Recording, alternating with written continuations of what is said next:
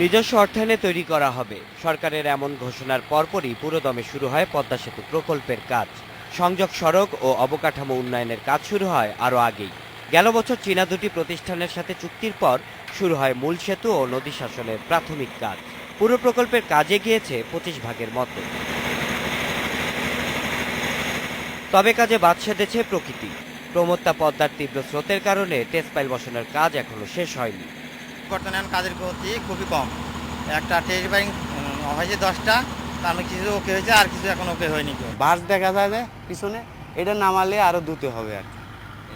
মানে ওদের তো ওই মাঝখানে যে জায়গায় যোগানটা করবে, যে জায়গায় টেস্ট ফাইলটা করবে, এটা যোগান না হলে তো আর কাজ করতে পারতেছে না। এ বিষয়ে মূল সেতু ও নদী শাসনের কাজ তদারকিতে থাকা কোরিয়ান এক্সপ্রেসওয়ের কর্মকর্তারাও কথা বলতে চাননি।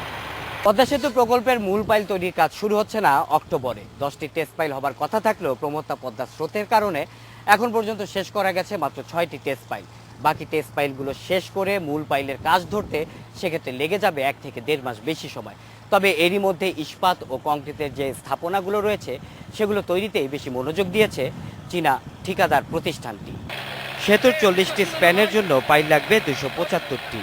1 বছরে কাজ শেষ হয়েছে 10%।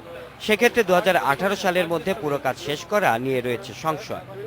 আমরা সেকেন্ড ট্রায়াল করব, তারপরে আশা করি ডিসেম্বরের লাস্ট অথবা জানুয়ারি ফার্স্টে আমরা সার্ভিস পাইলে। একটা জিনিস আমি বলি, আপনারা লক্ষ্য করবেন, এই ধরনের বড় প্রজেক্ট, কমপ্লিকেটেড প্রজেক্ট, এটা দ্রুত করতে চাই, but not at the cost of quality, not at the cost of safety.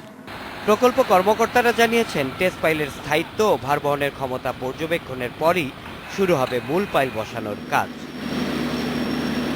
Shaon Hasnat, independent news, Dhaka.